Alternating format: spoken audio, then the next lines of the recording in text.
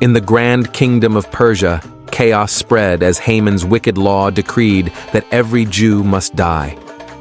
Mordecai, heartbroken, tore his clothes and cried out in the streets, begging God for mercy. When Queen Esther heard what had happened, she sent word to Mordecai, asking why he was mourning. His reply came heavy with urgency. "You must go to the king and beg for our lives." Fear gripped Esther's heart. To enter the king's presence uninvited was to risk death. But Mordecai's next words changed everything. "Who knows if you were made queen for such a time as this?" Courage rose within her.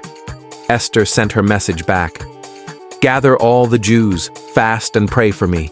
I will go to the king, and if I perish, I perish." 3 days later, trembling but resolute, she stepped into the throne room. The air was thick with tension. One glance from the king could seal her fate.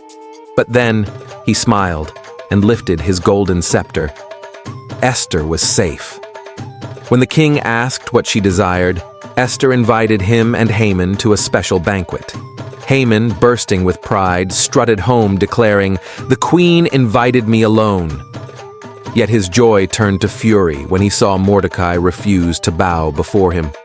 That very night, he ordered a massive gallows built, ready for his enemy's death. But that same night, the king couldn't sleep. He called for the royal records, and as the scrolls were read, he discovered that Mordecai had once saved his life. "What honor was given to this man?" the king asked. "None," the servants replied. Just then, Haman walked in. The king asked, "What should be done for the man the king delights to honor?" Thinking it was about himself, Haman boasted, "Dress him in royal robes, place him on the king's horse, and parade him through the city." The king smiled and said, "Wonderful. Do all that. For Mordecai the Jew."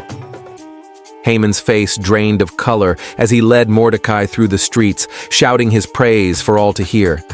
And as the humiliated Haman returned home, messengers arrived to summon him again, to Queen Esther's banquet. He had no idea that the tables were about to turn, and God's perfect plan was already in motion.